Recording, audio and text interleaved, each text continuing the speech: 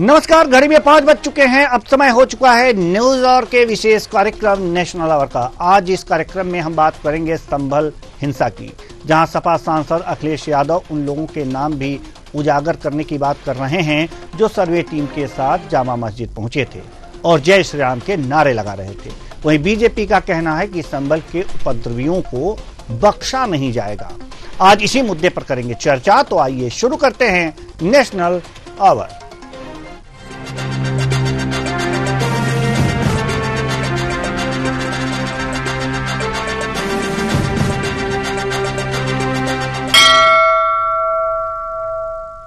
Chandausi court में कल सर्वे की रिपोर्ट सबमिट की जाएगी। इसे लेकर कोर्ट के आसपास सुरक्षा बढ़ा दी गई है। भारी पुलिस फोर्स तैनात है। 19 नवंबर को हिंदू पक्ष की याचिका पर सुनवाई के दौरान कोर्ट ने शाही जामा मस्जिद के सर्वे के आदेश दिए थे। कोर्ट ने कमिश्नर नियुक्त करते हुए 1 हफ्ते में सर्वे रिपोर्ट मांगी थी। पहली बार टीम ने 19 नवंबर की रात को ही सर्वे किया था। दूसरी बार रविवार को जब सर्वे के लिए टीम पहुंची थी तो हिंसा भड़क गई। कल जुमा भी है, इसलिए पुलिस प्रशासन अलर्ट है, लेकिन इस मामले पर अभी भी आरोप प्रत्यारोप चल रहे हैं। अब सपा सांसद के निशाने पर है सर्वे टीम के साथ जय श्री राम के नारे लगाने वाले लोग। सपा सांसद का कहना है कि उनके नाम भी उजागर होने चाहिए।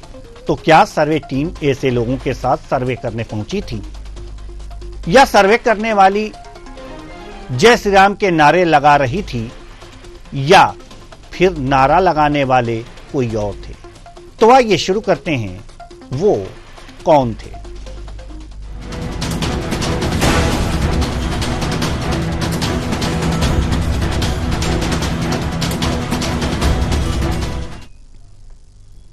संभल में कोर्ट द्वारा शाही जामा मस्जिद के सर्वे का ऑर्डर के बाद हुई हिंसा पर लखनऊ से लेकर दिल्ली तक राजनीति गर्म है। इस मामले पर समाजवादी पार्टी के सांसद अखिलेश यादव ने योगी सरकार पर हमला बोला है। सपा सांसद का कहना है कि सरकार की नाकामी पर से ध्यान हटाने के लिए हिंसा करवाई गई है। अखिलेश ने कहा है कि उन लोगों के नाम भी उजागर होने चाहिए जिन लोगों ने सर्वे टीम के साथ वहां पहुंचे और सबसे पहले जय श्री राम के नारे लगाए थे। सुनिए अखिलेश यादव सपा सांसद क्या कह रहे हैं। पूरा दोष, और अगर कोई जिम्मेदार है तो वहां का प्रशासन जिम्मेदार है। और अगर ये होर्डिंग, जुर्माना, उनके नाम जारी करना, तो कम से कम भारतीय जनता पार्टी को उनके भी नाम जारी करने चाहिए जो सर्वे के समय पर भारतीय जनता पार्टी के नारे लगाते हुए भारतीय जनता पार्टी के समर्थक सर्वे के समय गए थे। कम से कम उनके नाम तो जारी हों। दोषी वही लोग भी हैं, क्योंकि सर्वे की टीम के साथ भारतीय जनता पार्टी के लोग कैसे जा सकते हैं। वहीं संभल की इस घटना पर बीजेपी सांसद दिनेश शर्मा का कहना है कि जानबूझकर दंगा भड़काना, पुलिस की गाड़ियों को निशाना बनाना, खुलेआम फायरिंग करना, पथराव करना, इस तरह की चीजें उत्तर प्रदेश में बर्दाश्त नहीं की जाएंगी। इन घटनाओं के पीछे जो लोग हैं उन्हें बख्शा नहीं जाएगा। संभल में स्थिति बहुत शांतिपूर्ण है। सुनिए। जानबूझकर दंगा फैलाना, आगजनी करना, पुलिस की गाड़ियों को टारगेट करके जला देना, खुलेआम गोलियां चलाना, पत्थर फेंककर संपत्तियों को तोड़ देना, ये उत्तर प्रदेश में कम से कम संभव नहीं है। और इस प्रकार का कृत्य कोई करता है तो दंड का पात्र बनेगा। जो माननीय न्यायालय के आदेश हैं उनका अनुपालन करना सरकारों की बाध्यता होती है, और उसमें उसका विरोध करने के लिए उत्प्रेरित करना, ये मैं समझता हूं कि विपक्ष को के लिए उचित नहीं है। इसलिए लोग बजाय इसके कि वो गाड़ी फूंकने वाले तत्वों के पीछे खड़े हों, गोली चलाने वाले तत्वों के पीछे खड़े हों। तो ये तस्वीरें संभल की हैं, जो अगर जो ना दोहराई जाए भारत में तो उसके भारत के लिए सबसे बढ़िया होगा, उत्तर प्रदेश के लिए सबसे बढ़िया होगा। ये तस्वीरें उस हिंसा की हैं जिसमें 4 लोगों ने अपनी जान गंवा दी। सवाल यह नहीं है कि यहां पर कोर्ट ने सर्वे का आदेश दिया था। कानून सम्मत काम हो रहा था और उसमें विघ्न डालने की आवश्यकता नहीं थी।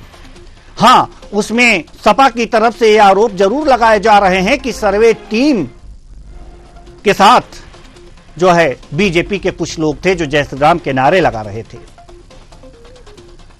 लेकिन अगर जो जय श्री राम के नारे लगा ही रहे थे तो सर्वे से नुकसान किसको था? क्या दूसरे पक्ष को इतना उग्र हो जाना चाहिए था? अगर सिर्फ नारे लगाने से ही ये हिंसा हुई है तो ये जो पत्थर दिखाई दे रहे हैं, ये इतने पत्थर कहां से आ गए?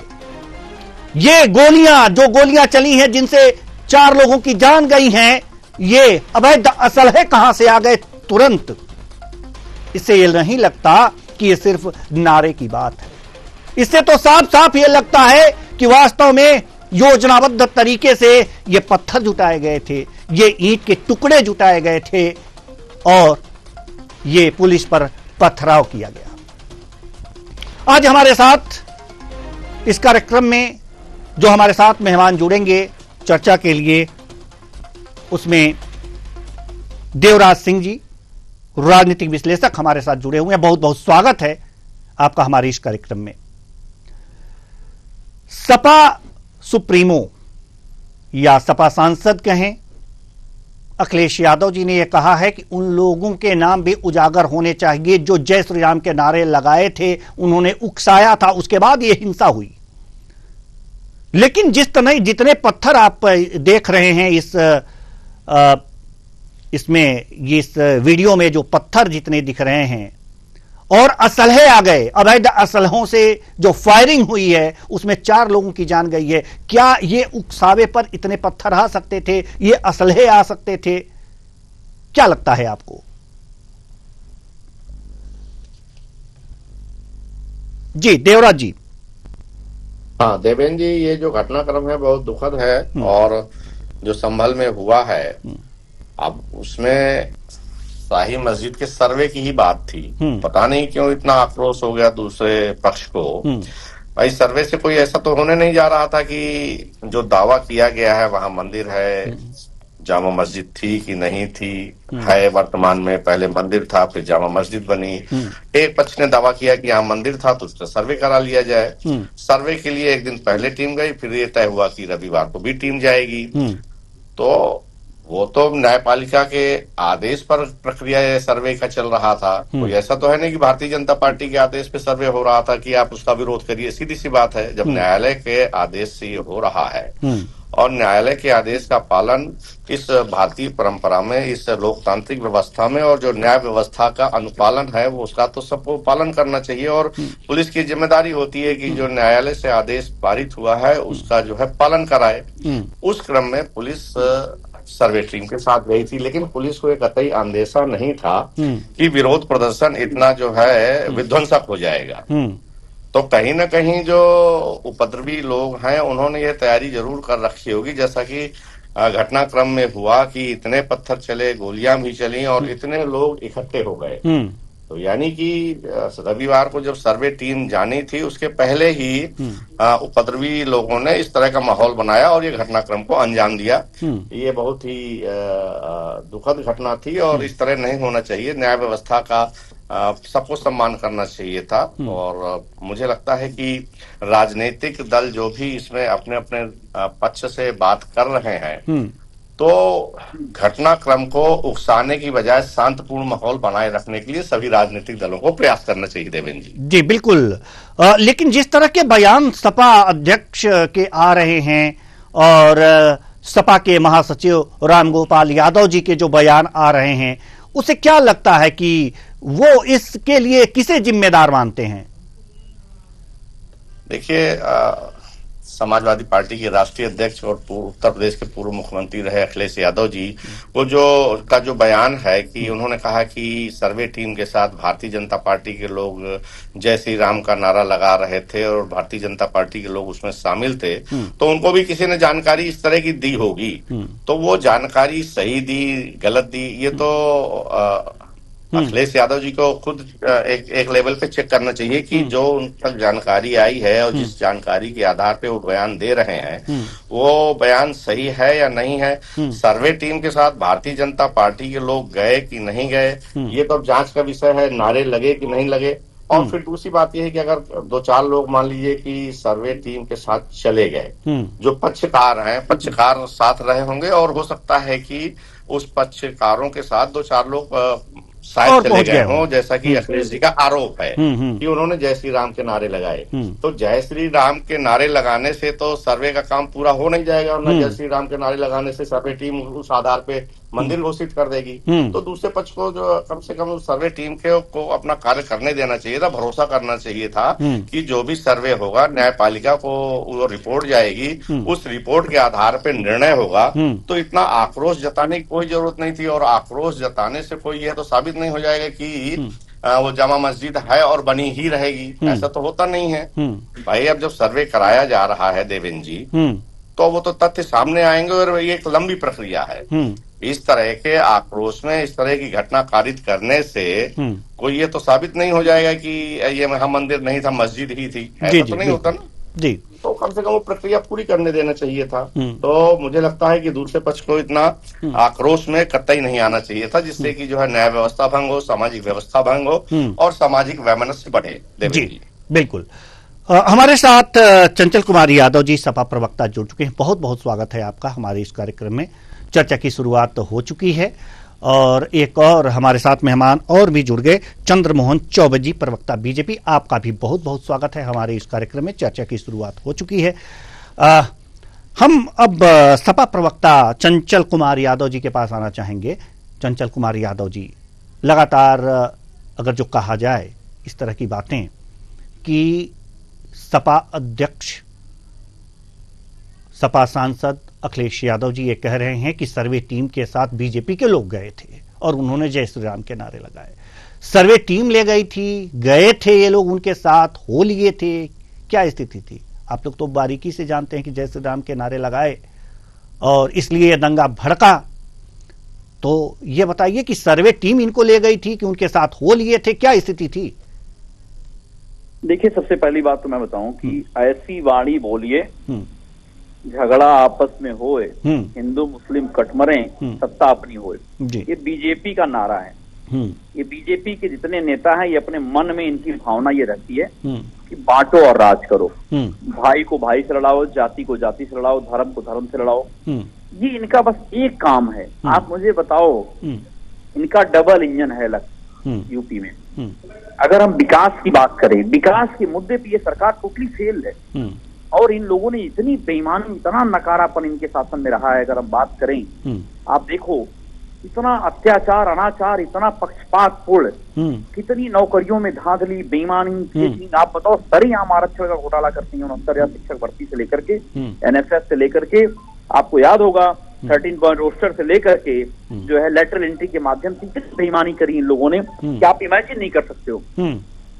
आप इमेजिन नहीं कर सकते हो। लेकिन मैं एक बात कहना चाहता हूँ, देखिए, आज के समय में जिस तरीके से भारतीय जनता पार्टी ने बहराइच का दंगा कराया और इनके विधायक ने 8 दिन बाद अपनी अंतरात्मा की आवाज को सुनते हुए कहा कि 9 लोगों ने 9 भाजपाइयों के खिलाफ, 9 भाजपाई दंगाइयों के खिलाफ नामजद FIR कराई, लेकिन 9 के 9 बाहर घूम रहे हैं।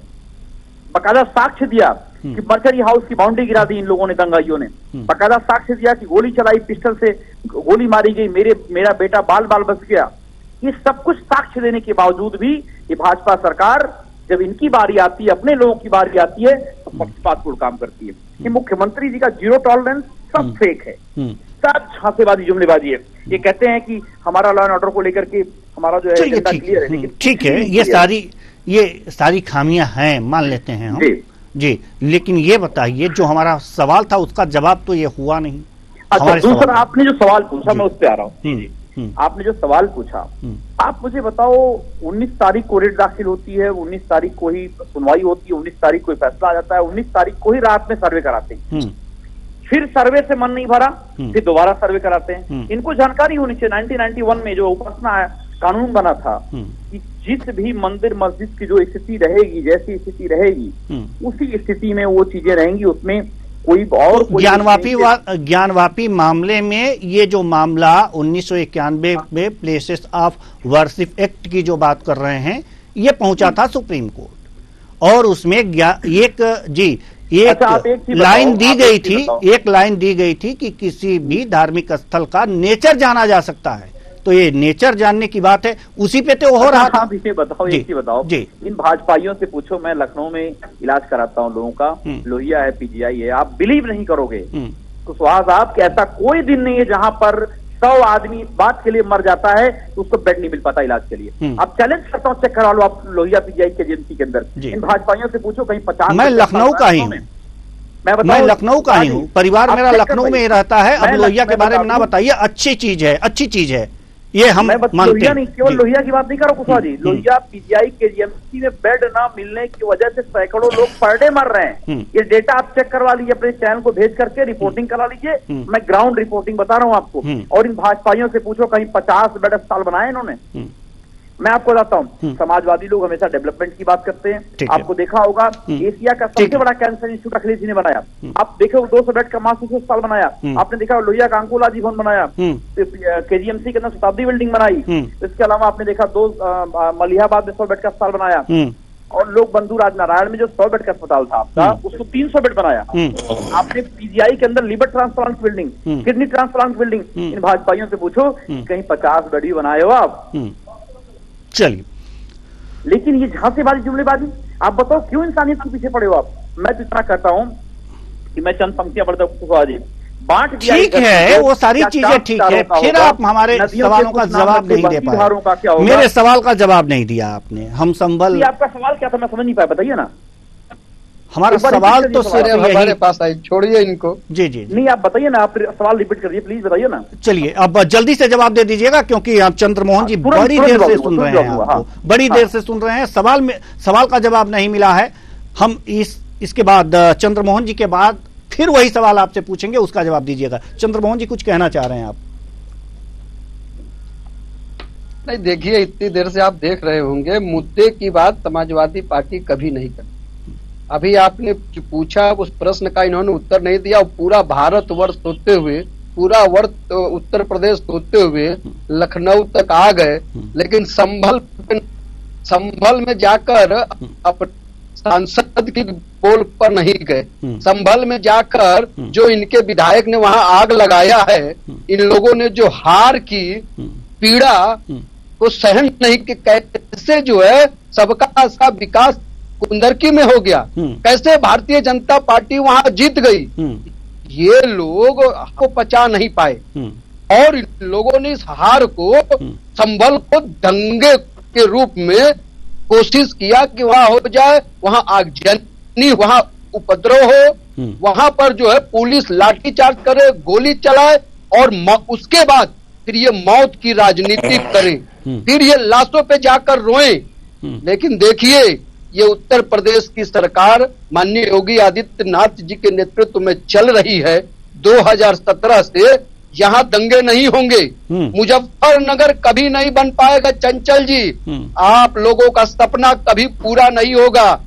लोगों को लड़ाकर, हिंदू मुस्लिम कराकर कभी भी आप जीत नहीं पाओगे। बहुत काम गिना रहे थे, उस काम का क्या परिणाम हुआ? क्यों नहीं 17 में आ गए उस काम के बल पर? क्योंकि आप झूठ बोलते हो, क्योंकि आप लोगों को लड़ाना जानते हो, आप जो है उत्तर प्रदेश को जंगल राज बनाना जानते हो, आप जो है पुलिस वालों को पीटना जानते हो, थाने के अंदर घुसकर। यही हमारा उत्तर प्रदेश की राजधानी, देवेंद्र जी आप लखनऊ में रहते हैं तो आपको याद होगा, आसियाना थाने में तपा के गंडे घुसकर इन लोगों ने पुलिस वालों को मारा था। आसियाना थाने में इनका मंत्री उसका नेतृत्व कर रहा था। इसी उत्तर प्रदेश की राजधानी चारबाग रेलवे स्टेशन के सामने यही इन लोगों के सफाइयों के गुंडों ने पुलिस वालों को अपनी गाड़ी पे बैठाकर घुमाया था। यही लोग हैं जो आतंकवादियों से मुकदमे वापस लेते हैं, यही लोग हैं जो दंगाइयों से मुकदमे वापस लेते हैं, यही लोग हैं जो आतंकवादियों से जाकर हाथ मिलाते हैं, ये वही लोग हैं जो अपराधियों के घर जाते हैं, उनसे हाथ मिलाते हैं, यहाँ तक कि उनके कुत्तों से भी हाथ मिलाते हैं। तो ये क्या बोलेंगे? लेकिन देवेंद्र, अरे चंचल जी आप बोल रहे थे ना, अरे चंचल जी इनको जरा बोलिए, क्यों नहीं पर इनको जरा बोलिए, बताओ। अरे चंचल जी, अरे चंचल जी बताओ, अभी आप इतनी देर से बोल रहे थे, हमारा डीएनए देखिए, हमारी सहन शक्ति देखिए, कि हम आपके हर झूठ को सुनते रहे, आपके हर जुलूल को सुनते रहे, लेकिन आप हमारे सच को भी नहीं सुन पा रहे हो। ये भारतीय जनता पार्टी और समाजवादी पार्टी में ये अंतर है। समाजवादी पार्टी सिर्फ हल्ला बोल कर सकती है, समाज की बात नहीं सुन सकती, प्रदेश के कैसे विकास में ले जाए वो नहीं सुन सकती, वो सिर्फ शमशान करती है, शमशान करती है, कब्रिस्तान करती है, कब्रिस्तान को आप मुझे बताओ ना। सुन लीजिए, सुन लीजिए, सुन लीजिए, सुन लीजिए, चिन्मयानंद स्वामी अरे सुन तो लीजिए, उसको आपने जेल भेज दिया। कुलदीप सिंह सेंगर के अरे चला क्या? टेनी मिश्रा चलिए हम अपने मुद्दे पे आते हैं, हम संवल की ओर रुख करते हैं, हम अपने मुद्दे पे आते हैं। चंचल कुमार यादव जी, चंचल कुमार यादव जी, चंद्रमोहन जी हम आपके पास आएंगे। चंचल कुमार यादव जी, चंचल कुमार यादव जी, सर्वे करा रहे हो, चंचल कुमार यादव जी, चंचल कुमार यादव जी मेरी बात तो सुन लीजिए आप। अब मेरे सवाल का थोड़ा सा जवाब दे दीजिए। हम मान लेते हैं कि बीजेपी के कुछ लोग जो थे उन्होंने जय श्री राम के नारे लगाए, दंगा भड़क गया। ये बताइए इतनी भारी संख्या में पत्थर कहां से आ गए? अच्छा तो आप बताइए, एक मिनट कुशवाहा जी, इनसे पूछो इनका LIU इंटेलिजेंस कुछ है क्या? आप बताओ, कोई पत्थर लेके आएगा तो उसमें विपक्ष क्या करेगा? नहीं, अगर जो त्वरित प्रतिक्रिया थी, नहीं सुनिए, अगर त्वरित प्रतिक्रिया नहीं, जो आपके नेता कह रहे हैं, जो आप कह रहे हैं, उसी के आधार पर हम भी आपसे सवाल कर रहे हैं कि अगर जो त्वरित प्रक्रिया थी, जय श्री राम के नारे के लगाने जाने के बाद ये मामला भड़क उठा। एक चीज देवेंद्र भाई, कुशवाहा जी जी, बड़ी ईमानदारी से एक बात मुझे जी, सुबह 6:30 बजे ये लोग पहुंचते हैं सर्वे करने के लिए। उनमें नकाब पोस्ट, आप अपने चैनल पे वीडियो देखा होगा आपने, नकाब पोस्ट जो लोग साथ इनके चल रहे तो कौन लोग थे, और ये जानकारी करने की जिम्मेदारी वो सीसीटीवी नहीं, उसमें तो सीसीटीवी तोड़ते हुए नकाब पोस्ट दिख रहे हैं, अभी हमारे चैनल पे चल रहा है, आप वीडियो देख लीजिए। देख रहा हूँ, नकाब पोस्ट लोग कौन है? वो भाजपाई है सारे जी, जैसे आपने देखा वो सीसीटीवी तोड़ रहे हैं, वो भाजपाई हैं एकदम। और क्या मैं बताऊं आपको, सुनिए, ये लोग हमें आप ये इधर उधर की बात ना करिए, हमें हमारे सवाल का जवाब दीजिए पहले कि हम आपका नहीं, आपका कहना है कि जय श्री राम के नारे जब हुए यहाँ पर लगाए गए तो जो है ये मामला भड़क उठा, कुछ लोग भड़क उठे। अब हमें ये बताइए कि अगर त्वरित प्रतिक्रिया थी ये, तो इतनी भारी संख्या में ये पत्थर जो दिख रहे हैं ये कहां से आ गए, लाठी डंडे कहां से आ गए? बोलने दीजिएगा, बड़ा सुनिए जी, मुझे बोलने दीजिएगा जी। देखिए, सरकार पहली बात तो कई मोर्चों पे फेल है। मैंने कहा इनका इंटेलिजेंस, अरे सरकार तो फेल है, मान लेते हैं ना। सुनोगे आप देवेंद्र जी, सुनिए ना मेरी बात तो सुने ना, तो आप जवाब खुद पाएंगे आप।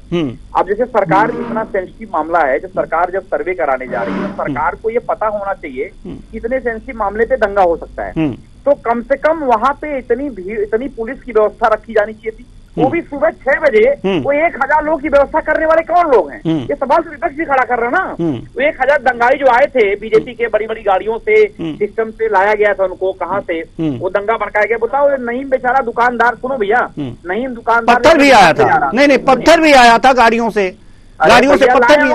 अरे आप बताओ, जब 4 दीवारी गिरा सकते हैं मर्चरी हाउस की मुसलमानों को फंसाने के लिए भाजपा ये नहीं, ये पत्थर गाड़ियों में भर के लेके आए थे, आपके कहने का तात्पर्य है? मैं वही कहना चाह रहा हूँ ना जी। ये जांच सरकार करेगी ना, ये जांच सरकार करेगी। नहीं तो जो आप आरोप लगा रहे हैं उसके अनुसार हम आपसे सवाल कर रहे हैं। ये बताओ, ये इधर उधर की बात नहीं है, देखिए ये तथ्यात्मक बातें नहीं है। सुनिए, आप देवेंद्र भाई क्यों आप लोग सुनिए, पत्रकारिता का आप लोग इतना स्तर मत गिराइए। आप इन्हें सवाल पूछे, बताओ ये दंगा हुआ, पत्रकारिता का स्तर, पत्रकारिता का देखिए, पत्रकारों पर तो अंगुली उठाना राजनेताओं का काम है, प्रवक्ताओं का काम है। आपके अंगुली उठा देने से हम विचलित होने वाले में से नहीं है।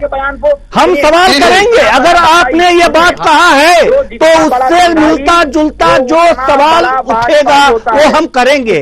आप हमें टैग लगा दीजिए बीजेपी का, कोई फर्क नहीं पड़ता, बीजेपी टैग लगा दे, सपा का कोई फर्क नहीं पड़ता सर। कुशवाहा जी, मैं आपको नहीं कह रहा हूँ, लेकिन ये भी सच्चाई, एक बात आप नोट कर लीजिए, आज वर्ल्ड प्रेस फ्रीडम रैंकिंग में हम 161वें नंबर पे हैं। ये आपको तो मैं सम्मान करता हूँ, लेकिन जो और हमारे मोदी मीडिया भारतीय पार्टी वाले अडानी मुद्दे से लेके बड़े बड़े स्कैम। अच्छा एक क्या बताइए, चौबे जरा पूछिए, एक बार सवाल तक ले लीजिए, चौबे पूछिए इनको, प्रसून जोशी जो है अभी उसके घर पे 185 टन गौ मांस पकड़ी गई नोएडा में, दादरी में। आप बताओ, हम संभल पे चर्चा कर रहे हैं ना सर, कहाँ चर्चा कर रहे हैं? संभल पे चर्चा कर रहे हैं ना, जो सवाल हम कर रहे हैं उसका जवाब तो आप दे नहीं रहे हैं। अरे पूरा चौहद्दी मार रहे हैं, पूरे भारत भ्रमण हमको ना कराइए, जो हम सवाल जो कर रहे हैं उस पे आइए। भारत भ्रमण हम नहीं करना चाहते जी। भारत देवेंद्र जी, हाँ, कभी मुद्दों पे नहीं जाओगे आप। ये अभी मैं आपको बता रहा हूँ, योगी जी का राक्षस आप सुन लीजिए देवेंद्र जी, ये कभी भी मुद्दे पे नहीं आएंगे, क्योंकि ये सब जानते हैं कि जब भी मुद्दे की बात होगी, ये सब जो है इनका जंगल राज, इनका कुशासन, राक्षस राज की बात करो, खनन माफियाओं का संरक्षण, आतंकवादियों पर का संरक्षण, अपराधियों पर संरक्षण, बलात्कारियों का संरक्षण। चलिए हमारे पास समय कम है, देवराज सिंह जी के पास जाना चाहते हैं। हम देवराज सिंह जी के पास जाना चाहते हैं। जिस तरह से बयानबाजियां हो रही हैं, जिस तरह से सपा अध्यक्ष और सपा सांसद अखिलेश यादव जी जिस तरह से बयान दे रहे हैं, उस तरह से ये लगता है कि ये जो हिंसा भड़की है, ये त्वरित बीजेपी के नारे लगाने के बाद से भड़की है। देवराज सिंह जी, क्या आपको लगता है कि इस तरह जी, क्या इतनी भारी संख्या में जी जो पत्थर हैं, जो असल है जी घटनाक्रम, जो घटनाक्रम हुआ है, वो अखिलेश जी का एक बयान बिल्कुल सही है कि जब सर्वे कराया जाना था तो जिला प्रशासन की जिम्मेदारी बनती है कि दोनों पक्षों के मानिंद लोगों की उसके पहले एक बैठक कर लेनी चाहिए थी, और इन बिंदुओं पर उनको जो है समाज के लोगों से राय मशविरा करके, चाहे वो सपा के सांसद हों, चाहे भाजपा के विधायक हों, या जो भी वहाँ मानिंद लोग समाज में जिनकी वहाँ प्रतिष्ठा थी, उसकी तैयारी एक दिन पहले कर लेनी चाहिए थी, ताकि इस तरह की अगर जो घटनाक्रम उपद्रवी कोई भी हो सकते हैं, समाज में उपद्रवी कोई भी हो सकते हैं ना, तो ताकि उन लोगों को इस तरह का करने का अवसर न मिलता। लेकिन जो घटनाक्रम हो गया और जिस तरह से वहाँ ईंट चले हैं, लाठी डंडे गोली चली है, तो लगता है कि उसकी तैयारी उपद्रवियों ने पहले ही कर ली थी। बिल्कुल। तो इससे तो कतई इनकार नहीं है कि जिला प्रशासन एलआईयू से कहीं चूक हो गई कि इतनी बड़ी तैयारी हुई और उसकी भनक नहीं लग पाई। अब यहाँ बात आती है कि आरोप प्रत्यारोप जी। तो अखिलेश जी के पास जो वहां से जानकारी पहुंची होगी, उसके आधार पे उन्होंने कि सर्वे टीम के साथ भाजपा के कुछ लोग थे जिन्होंने जो है जय श्री राम के नारे लगाए, तो ये तुमके पास जानकारी किसी ने दी जरूर होगी, लेकिन ऐसा नहीं हो सकता कि सर्वे टीम के साथ जो है भारतीय जनता पार्टी के लोग, सर्वे टीम उन लोगों को लेके गई। जैसे दूसरे पक्ष के जितने सारे लोग जुट गए थे, तो हो सकता है सर्वे टीम के साथ इस पक्ष के भी कुछ लोग गए हों। तो ये जिम्मेदारी जिला प्रशासन की बनती थी कि वो इस तरह की प्रक्रिया को रोकने के लिए पहले पूरी मुकम्मल व्यवस्था कर लेते। तो थोड़ा सा चूक जिला प्रशासन से हुई है, लेकिन प्रतिशोध की भावना से कोई कार्रवाई नहीं होनी चाहिए थी, जो कि हो गई। तो सर्वे ही होने जा रहा था, कोई ऐसा नहीं था कि सर्वे के बाद से तुरंत जो है वहाँ मस्जिद। ठीक है, चौबे साहब कुछ कहना चाह रहे हैं? बिल्कुल भी हमारे पास समय नहीं है जी। चौबे साहब कुछ कहना चाह रहे हैं जी। चौबे जी। देवेंद्र जी, वहाँ के प्रशासन ने वहाँ के शांति कमेटियों से बात की थी, उनको सूचना दी थी, और उन लोगों ने शांति व्यवस्था की बात स्वीकारी थी और सहयोग की बात कही थी। लेकिन उनको भड़काने वाला, उनको उकसाने वाला सपा का, समाजवादी पार्टी का सांसद है, वहाँ का विधायक है, उन लोगों को उकसाने वाला, भड़काने वाला। और देखिए जांच हो रही है, अगर उस जांच में कोई भी होगा, चाहे समाजवादी पार्टी का कार्यकर्ता हो या उपद्रवी हो या कोई उसमें षड्यंत्र हो, वो कोई बचेगा नहीं। कानून के दायरे में सबको सजा मिलेगी। ये चिल्लाने से, हो हल्ला करने से अपराधियों को जो लोग बचाते हैं ना, वो बचेंगे नहीं। कानून के दायरे में रहकर, न्यायपालिका के दायरे में रहकर उनको कठोर से कठोर सजा मिलेगी। बिल्कुल बिल्कुल, सजा मिलनी भी चाहिए, सजा मिलनी भी चाहिए। दोषियों को सजा मिलनी भी चाहिए, चाहे वो जिस भी पार्टी के हों, चाहे किसी भी पक्ष के हों। जी जी जी, मेरी दरख्वास्त है, चौबे जी बेचारे अच्छे आदमी हैं लेकिन गलत पार्टी में हैं, बेचारे संघर्ष कर रहे हैं, इनको कुछ मिलाना नहीं। जिस दिन कोई दंगाई भड़काऊ बयान दे देंगे आगे बढ़ जाएंगे। ये मेरी सलाह है बस बीजेपी में, जो इतना बड़ा दंगाई।